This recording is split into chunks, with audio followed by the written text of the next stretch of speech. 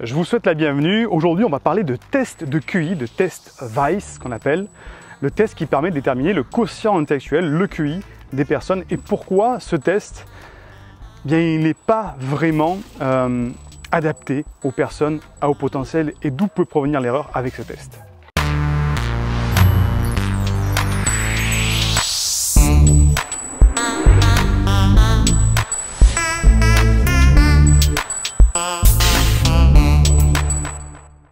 Alors, comme je vous le disais, le test QI, c'est un test, le vrai test de QI. On va parler d'abord du vrai test de QI parce que vous allez trouver sur Internet beaucoup de tests qui sont des tests un petit peu factices ou des tests qui vont vraiment pas très loin. Donc, je vous recommande vraiment pas du tout de faire des tests QI sur Internet. Le vrai test QI, ça dure entre 3 et 4 heures. C'est fait par des psychologues, c'est encadré, il y a un protocole à faire pour vraiment avoir un test QI qui soit représentatif. Donc, le test QI, attention, dans un cadre plutôt avec des psychologues. Après, en ce qui concerne le test de QI, le test Weiss, donc moi je l'ai passé, le test Weiss, je l'ai passé et j'ai trouvé ça très décalé par rapport à ce que je m'attendais. C'est-à-dire que on commence d'abord par un entretien avec un psychologue qui détermine si oui ou non ça vaut le coup de faire un test QI parce qu'il faut valider le fait qu'il y a un besoin derrière par rapport à ça. Et dans mon cas, moi je l'ai consulté par rapport à mon fils et c'est le psychologue qui m'a dit en fait votre fils est beaucoup trop jeune pour qu'on puisse faire quelque chose de pertinent.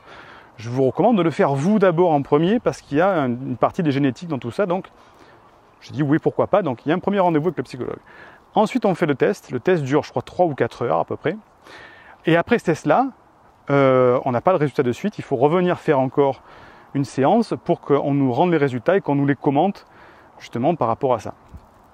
Donc c'est quand même assez long, ça demande 3 rendez-vous, il faut le faire et le test en lui-même dure 3-4 heures. En ce qui concerne les questions du test du QI, à aucun moment, je dis bien à aucun moment, mon intelligence a été utilisée. Voilà. Ce sont vraiment que des tests de logique, des tests de mémorisation, des tests d'analyse de français, de sémantique. À aucun moment, la puissance, je parle vraiment pour moi, la puissance de mon cerveau, la puissance analytique, synthétique, qui arrive à modéliser des choses, a été utilisée. Donc je me suis retrouvé à la fin de ce test, qui compte fait m'a paru court, mais ça a duré quand même 3-4 heures en fait, à répondre à des questions assez stupides comme donnez-moi la définition de tel mot, le test de Rorschach, c'est à quoi vous fait penser ces tâches.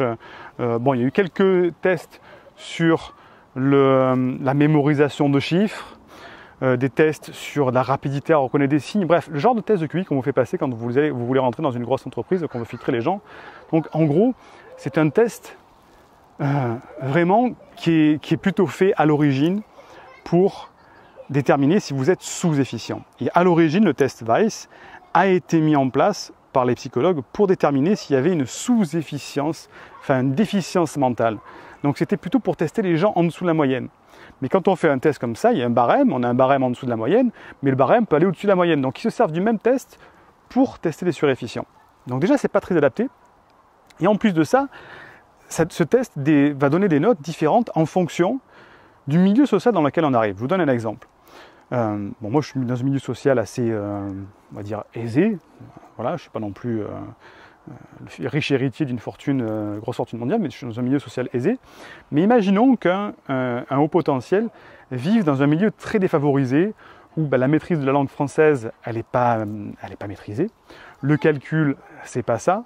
Le fait aussi d'avoir un développement personnel où on a confiance en nous-mêmes, c'est pas là non plus.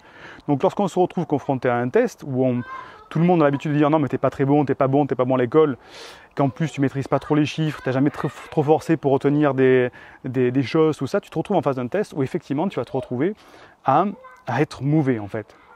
Et inversement, si on prend quelqu'un qui est dans les sphères bourgeoises de la société, on va dire, les sphères d'une classe élevée, qui est par exemple, prenons le cas d'un expert comptable, voilà, vous êtes le fils ou la fille d'un expert comptable qui vous a poussé à faire des études de comptabilité, donc les chiffres, vous les maîtrisez, vous en retenez, votre cerveau est entraîné à ça, la langue française, vous la maîtrisez bien, et donc vous allez être favorisé pour ce test-là.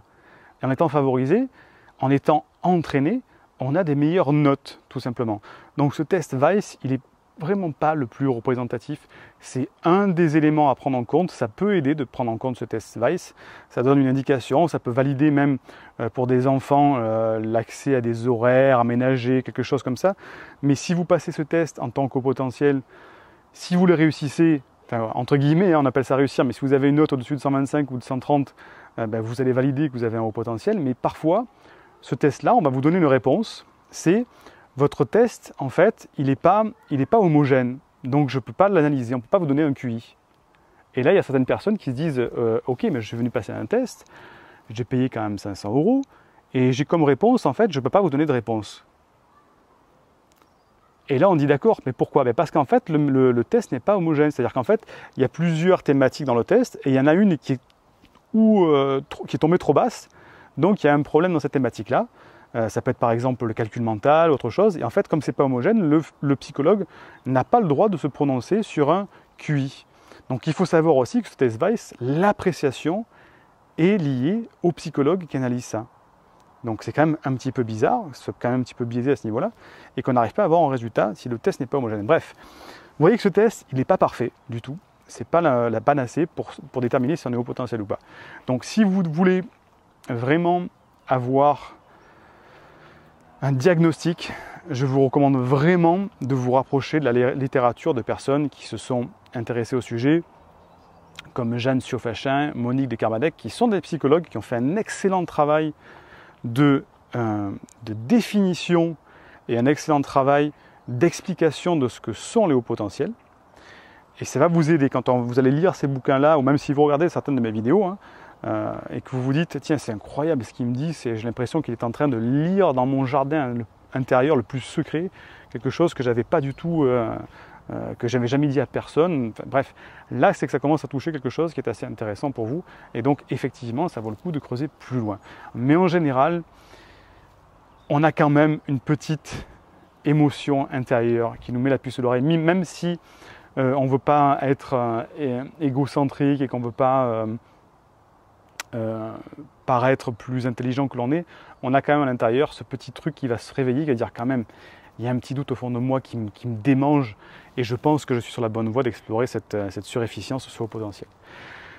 Donc voilà, c'était pour faire le point un petit peu sur cette partie test QI, savoir s'il faut le faire ou pas, si vous avez peur de le faire ou pas, ça vaut le coup de le faire ou pas. Ça peut vraiment aider dans certains cas, mais c'est pas, on va dire que ce n'est pas éliminatoire pour faire partie du monde des hauts potentiels. Bref, vous savez que vous avez sous la vidéo un lien pour télécharger une formation offerte que je vous offre carrément. C'est une formation complète qui va vous apprendre justement à canaliser vos pensées envahissantes et aussi à trouver un sommeil rapide, réparateur et de plomb. Ce sont les deux principales problématiques des hauts potentiels. Donc je vous fais cadeau de cette formation, elle est en description. Vous me dites à quelle adresse vous l'envoyez, je vous l'envoie. Ce sera déjà un moyen de faire connaissance de manière plus profonde sur le style de pédagogie que je vous propose. Je vous dis à très vite et n'oubliez pas que si vous voulez vraiment changer, c'est à vous, ça ne tient qu'à vous, ça ne tient vraiment qu'à vous. Il n'y a personne qui va venir vous prendre par la main pour vous aider. Donc si vraiment vous voulez aller plus loin, c'est à vous de vous bouger. Allez, bye bye. Indique-moi en description à quelle adresse t'as envoyé la formation offerte qui s'intitule « Canalise tes pensées envahissantes et profite de l'instant présent ». Et surtout, partage cette vidéo à une personne de ton entourage que ça pourrait aider. Et n'oublie pas, comme le disait Einstein, la folie c'est de faire toujours la même chose et de s'attendre à un résultat différent. Si tu veux t'épanouir avec ta douance, c'est le moment d'utiliser le bon mode d'emploi, celui qui fonctionne avec toi, et de changer pour faire de cette terre un monde meilleur.